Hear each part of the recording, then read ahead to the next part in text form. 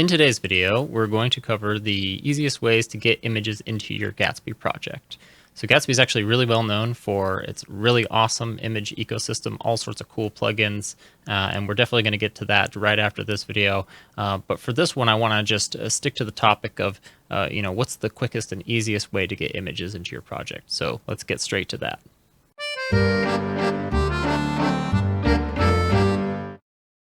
To start using an image on your Gatsby site, it's really simple, actually. I have gone and, to speed this up a little bit, downloaded an image from Unsplash, and we are going to just create a folder. You don't have to do this, but I prefer to put mine in an images folder, and we will move it up to there, and just do move, yes. And then what we can do is we want to put this on our home page, let's say. Well, what you can do for that is you can just straight up import the path. So what I'll say is, like tree in forest, you could name an image or whatever you like. And then we need to go up a directory, go into that images folder. And then this is kind of annoying, but I never get auto completion for these images. So I'm just going to do rename, copy that, and then paste that. And you do need the extension. So you're going to want .jpg. Okay, and then after the H1, we'll just do image, and this is actually going to be JS, so we're going to need the braces, and then we'll just put that tree in forest. And then what we'll do for the alt path, or the alt tag, sorry, is that we'll say this is a tree in forest. And actually, while I'm doing that, let me show you a fun little thing. So if I were to put image here, which you should not do, I'll show you why in a sec. I'm going to run yarn develop. And when I run this, I should get a nice little warning. Oh yeah, I need to remove those logs, don't I? See redundant alt attribute. Screen readers already announce image tags as an image, so they don't want you to put image, photo, or picture or anything like that. So that's pretty cool that they do that for you. So we'll just delete that off. We'll just say tree and forest. Our warning should go away. And then let's pop over to our site.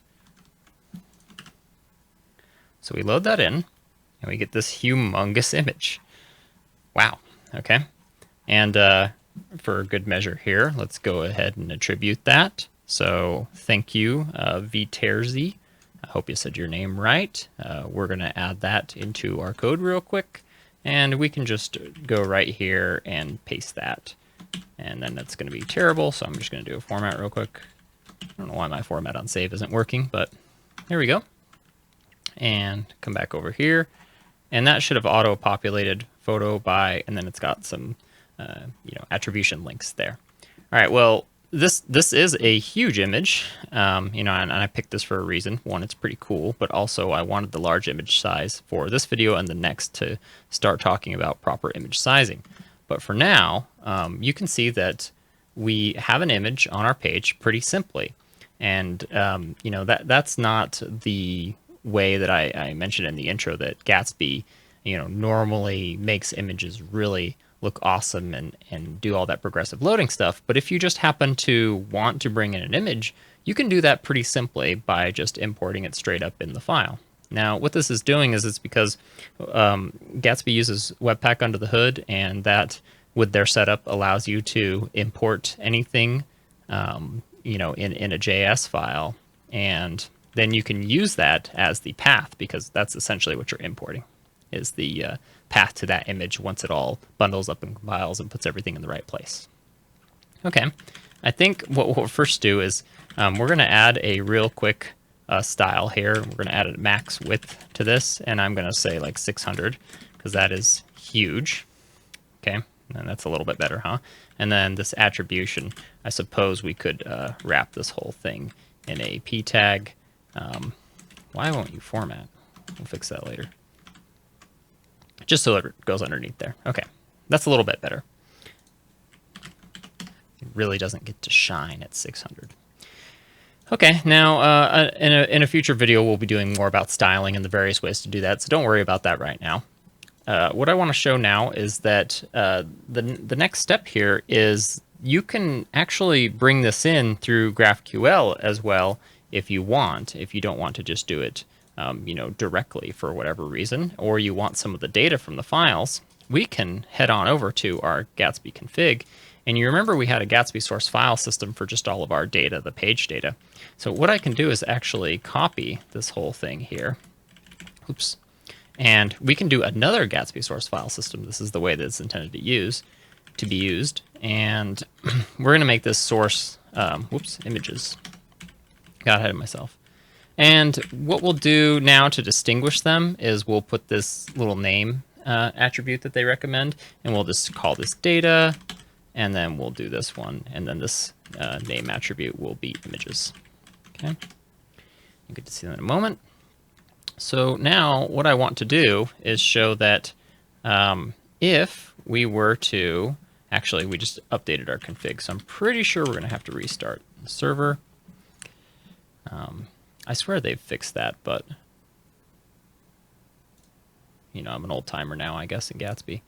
So I like to just keep restarting because I'm crazy.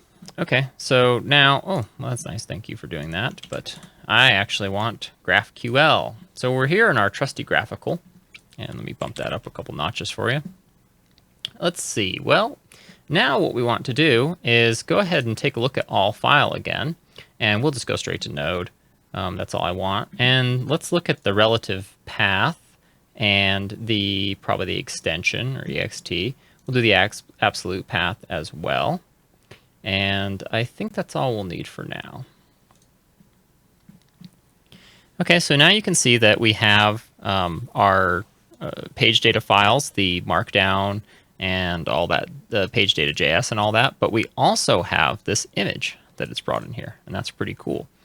So this is now part of our file system, and you'll notice that there's a source instance name property here. When you add this, it's going to use that name that you put right here in the options config. So that's what that's primarily for. At least that's what I've used it for. So if you want to query specifically by a type of data source, you can just point it at, you can point at this whole folder and say these are all images and this is all data and etc. Not that images aren't data, but you get it. So now what we want to do is try to build this query for ourselves. So let's go down to File, and we'll say that I think a really common way to just do this is with a relative path. You can say equals, and then what we want to do is take this relative path and just use that to be exact. Okay, so we'll paste that here, and we'll say that's what we want, and then we're going to want some properties from that. So we will want let's actually do the public URL, because I think that's what we're going to use here. So here's this, and then this will be the result, and you can see that it's found it, and notice that it puts it in the /static folder. So this is where, when you build your project, it's going to place this. Oh, that's cool. I didn't know that on Hover it shows it. It's going to place it in that directory, so we can use that pretty reliably. So then what I'll do is I'll copy this query, you might remember from before. And then we will export const, and we'll call this homepage query. It's going to use GraphQL. I don't think it's going to auto import that for me, but so let's do that. We'll say we're going to get this from Gatsby. We want GraphQL, and then we can just paste this query here. Oh no, did I lose it? I think I lost it. Oh, Vim. Why do you do this to me? Cool. And then our query, actually, we don't want generic query names, just in case there are multiple. You could have a collision, so we want to always name them pretty much the same thing as the variable is a pretty common convention. Or you could make this one lowercase if you want. I think that's pretty normal as well. So just so they don't think it's a component. This is our query that we're going to run now when this page runs. And now we won't use this import anymore. What we'll do is we'll destruct data off of this. And then from there, we can replace this with data dot. And it's going to be, this is we're going to get the result of this query right here. So it's going to be this object that we're getting back as data. So we can then do file, and we can do public URL. And if I did that right, we should have our image still. Yep, Okay. So those are a couple different ways that you can import your images. Now, this is you saw that we got them all as files. So if we wanted to, we could use that source instance name, and we could do all file and grab all images and render all those ones in a particular folder, however you like. The sky's the limit there. And if you want to use some of the data pieces in here for any reason, you have access to that as well. I think that covers this for this video. I just wanted to show that it's pretty easy just to import images in Gatsby overall. But in the next video, we're going to get into some of the really cool features that Gatsby is really well known for, using image sharp to progressively load images and really speed up and create a modern web experience that it really wows a lot of people the first time that they see it. So, stay tuned for that.